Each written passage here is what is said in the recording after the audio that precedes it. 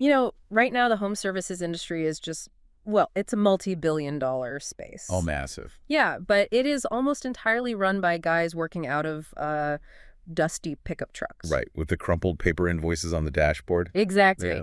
And whether you are a corporate professional sitting in a cubicle right now, quietly plotting your escape from the 9 to 5, or maybe you're an existing franchise owner looking to diversify your portfolio, there is a massive market roll-up happening. It's happening right under our noses. It really is. Today, we are looking at how Wall Street-style operational playbooks are quietly eating this fragmented market alive. And they are starting with an incredibly specific niche, which I find fascinating. Right, custom luxury glass. So our mission for this deep dive is to unpack the mechanics of this disruptor, looking specifically at the Gatsby Glass franchise. Yeah, we have a lot of ground to cover. We really do. Okay, let's unpack this because we need to look at the unit economics, the buyer psychology, and the operational support structure. Definitely. We will be analyzing the mechanics of a truly scalable turnkey business model today.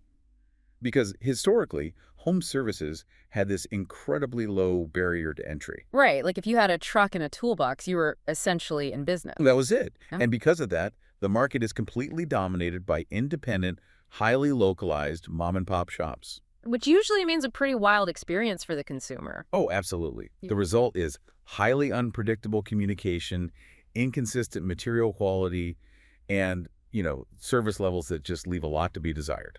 Yeah, to put it mildly. So what we are analyzing today is a case study in what happens when you inject sophisticated corporate-level systems into a market that is historically starved for professionalism. Well, let's start with the product itself. Because if you have this image of a basic, begrudging home repair in your head, Like fixing a shattered window. exactly, like a kid throws a baseball through a window. If that's what you're thinking, you are missing the target entirely. Yeah, it's not a distressed purchase. Right. We're talking about high-end, custom architectural glass solutions.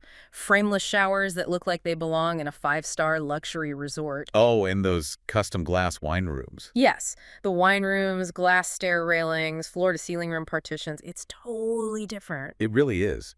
We need to look at how shifting a product from a functional utility to an architectural feature completely rewrites the sales psychology. I mean, it's the difference between buying a suit off the rack at a department store versus having a bespoke tailor literally bring a 3D mirror directly into your living room. That is a great analogy. And what's fascinating here is the buyer psychology. When you sell a luxury, highly visible aesthetic product, you completely remove yourself from the race to the bottom on price. Because you aren't competing with the guy in the pickup truck anymore. Not at all. Think about it. If a homeowner needs a leaky pipe fixed, what do? They call 3 plumbers and pick the cheapest one who can show up today. Exactly. It's a distressed purchase. Yeah. But when you are designing a custom glass wine enclosure for a renovated dining room, you are selling an aesthetic transformation. You're selling the feeling of the room. Right. The buyer is focused on sophistication, clarity, and the elevated environment. They're not going to haggle over a minor price difference. Because they want it done perfectly. Precisely. They're buying into a premium experience and a guaranteed high-quality result. And a major part of that premium experience is the tech they use to sell it. The documents highlight this proprietary 3D visualizer tool. That tool is a game changer for the sales process. Well, yeah, because instead of just handing the homeowner a tiny, 2-inch square glass sample and telling them to just use their imagination. Which never works well. Right. Instead, the franchisee brings a tablet into the home. So how does this actually work mechanically on a sales call? The visualizer essentially utilizes augmented reality and CAD, so computer-aided design software. During the initial consultation, the franchisee inputs the spatial data of the homeowner's specific bathroom or dining room. They just map the room right there. Exactly. The software then maps the structural requirements and renders the exact custom glass enclosure directly onto the tablet screen, perfectly scaled to the room. Oh, wow. So they see it in their own house. Yes. The customer sees a photorealistic rendering of their specific project before a single piece of glass is ever cut or ordered. That fundamentally changes the closing dynamic. I mean, one of the biggest hurdles in high-ticket sales is just buyer anxiety, right? Oh, huge. People freeze up. Yeah. They are terrified of spending $15,000 and then hating the final result. By rendering it in their exact space, you just completely neutralize that decision fatigue. It removes the friction entirely. Oh. And, it allows the sales consultant to seamlessly upsell. How so? Well, they can tap the screen and toggle between different hardware finishes, like showing matte black versus brushed nickel. Or they can instantly show what the space looks like with frosted glass instead of clear glass. Speaking of toggling between clear and frosted glass, there is something mentioned here called smart glass. Ah, yes. The PDLC technology. Right. I've seen this in high-end commercial boardrooms where the glass literally changes its opacity with just the push of a button or a smart home command. It feels like magic the first time you see it. It really does. But how is that actually functioning? Is there like a screen inside the glass? It relies on PDLC technology, which stands for polymer dispersed liquid crystal. The glass panes actually have a microscopically thin film sandwiched between them. Okay, so a film. Yeah. When an electrical current is applied through the smart home system, the liquid crystals align in a perfectly straight line. Which makes it clear. Exactly. It allows light to pass through completely, making the glass transparent. But when you turn the power off, the crystals scatter randomly. Ah, so it blocks the light. Right. It diffuses the light and instantly creates an opaque, frosted look for total privacy. So you are literally wiring the shower door or the office partition straight into the electrical grid. I mean, that justifies a significant premium right there. Oh, absolutely. The margins on smart glass are fantastic. But there is another add-on mentioned here that I really want to unpack because it speaks directly to increasing the average ticket size of a standard job. You're talking about the Ultra Ice Pro. Yes, the Ultra Ice Pro system. It's an optional, highly recommended coating. And the claim is that it actively repels water, soap scum, and stains to maintain the glass's longevity. It's a brilliant upsell. But what is the actual mechanism making that happen? Is it just like wax on a car? It's way more advanced than that.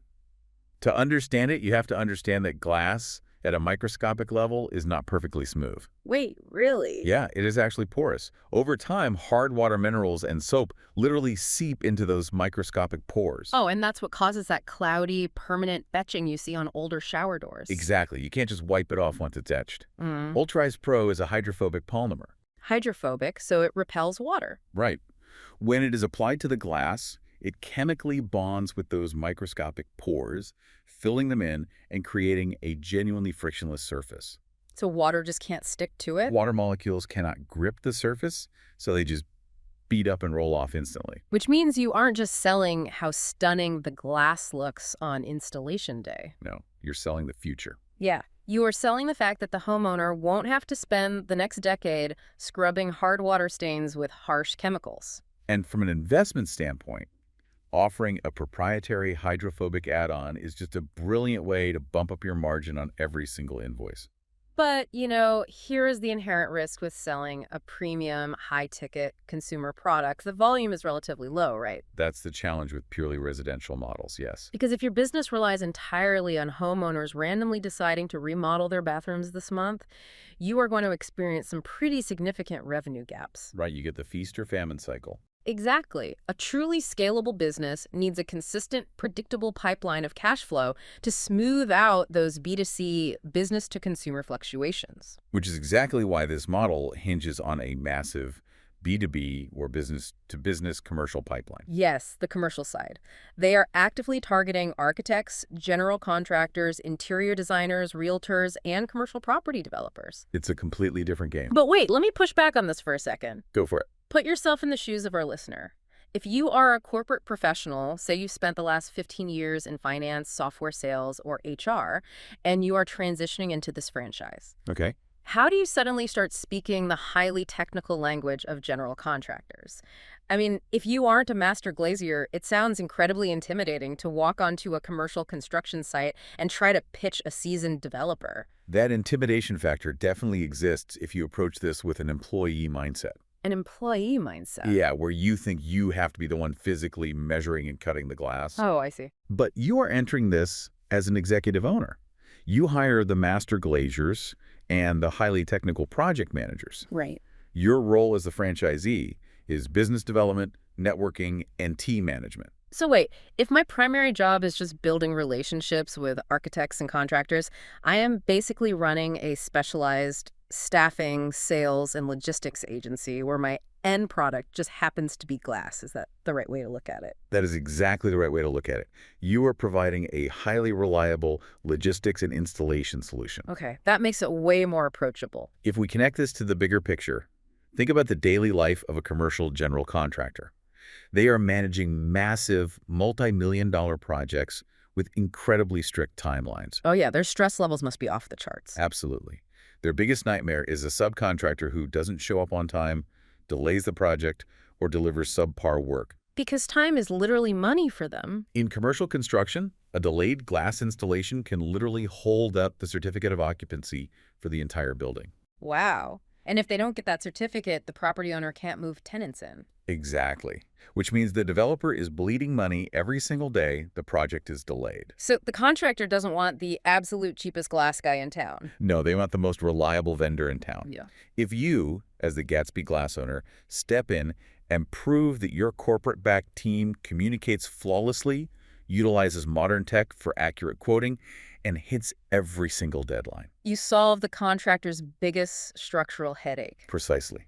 You become an asset, not just a vendor. And once you do that, price basically becomes secondary. You essentially become an automatic, permanent line item in their future budgets. They stop shopping around for bids entirely. They just send the architectural blueprints directly to you for the next project. And that B2B pipeline heavily insulates your unit economics, because commercial projects operate on a completely different scale. Oh, absolutely. You aren't just installing one custom shower. You are installing the glass partitions for a 40-unit luxury apartment building. Right, or the smart glass conference rooms for a massive new corporate headquarters. Exactly. That dual revenue engine mixing high-margin residential with high-volume commercial drives the business forward regardless of localized economic dips. That strategy makes total sense on paper. But I want to look at the engine under the hood. Let's do it. How does a non-expert actually execute this dual engine strategy on a daily basis without completely burning out? I mean, if you go out and talk to any independent business owner in the home services space, their biggest bottleneck for growth is trying to juggle everything. It's the classic founder's trap. Yeah.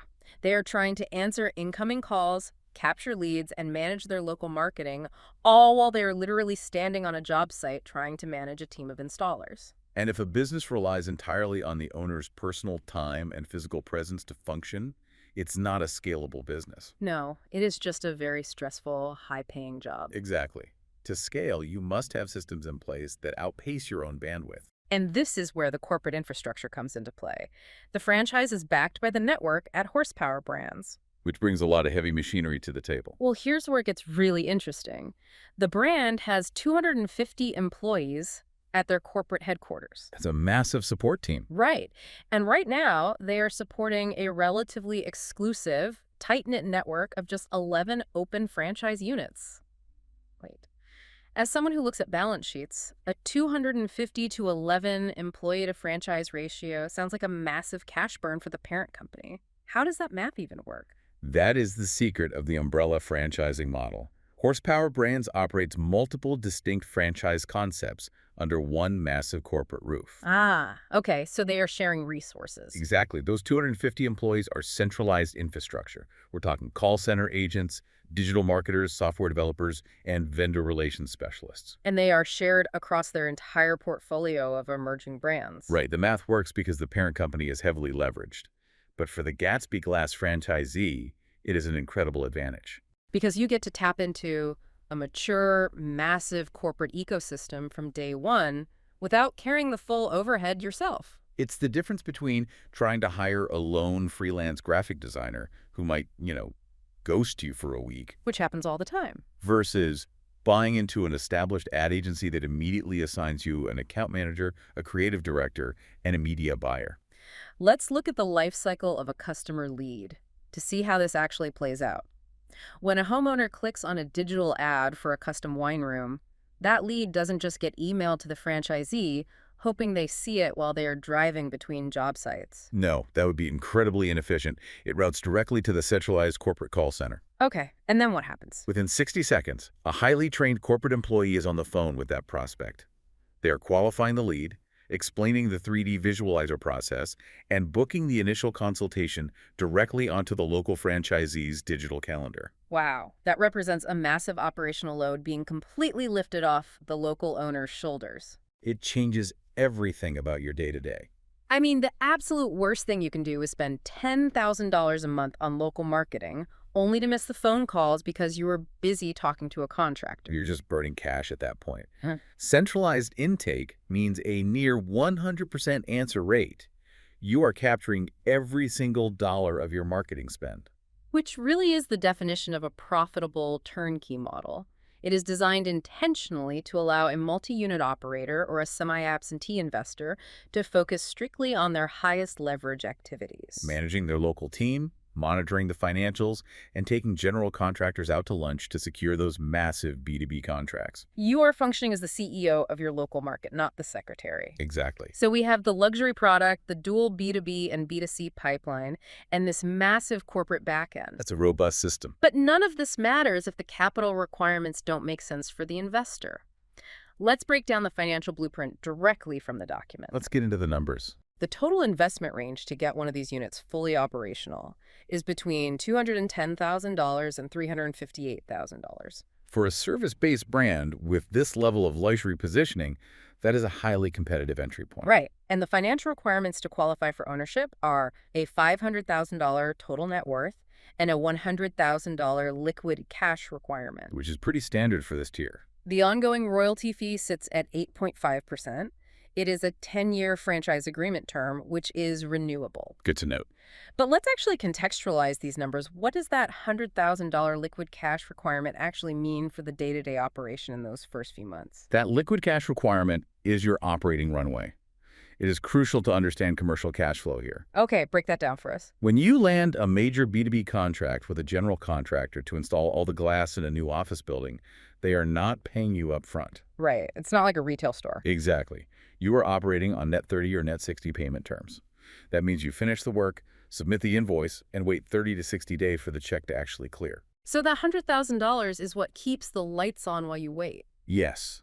It pays your master glazer's salaries, it keeps fuel in the branded vehicles, and it funds your local marketing blitz while you wait for those massive commercial invoices to process. It basically ensures you have the working capital to aggressively scale without choking your own supply chain.